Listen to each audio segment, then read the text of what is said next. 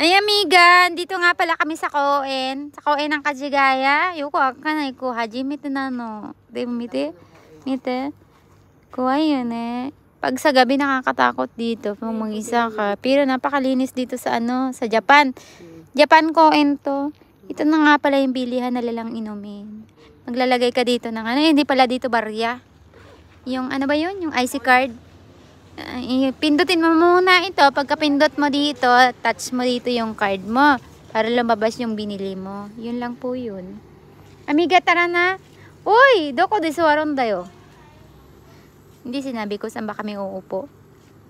Ayan yung amiga ko. Nakakatakot dito sa hindi pala to Pinas, Japan.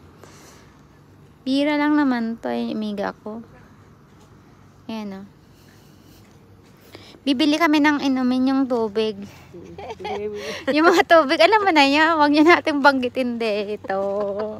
Yung tubig na alam nyo na yun. Ang ganda ng CR dito. Tingin pa sikita yung CR dito. Ang CR ng Japan. Kahit sa park lang yan. Ayan ang, diba may ilaw? Sa atin ba? Sa Pilipinas ba may park? May toilet ang park? Wala. Diba? Sa Japan na Sa Japan na toilet, Pakita mo malinis. Ang linis, di ba? Pakita mo yung loob. Pakita ko daw yung loob. Ito yung loob ng toilet ng Babae, pang lalaki. Ito yung pang lalaki at pang babae.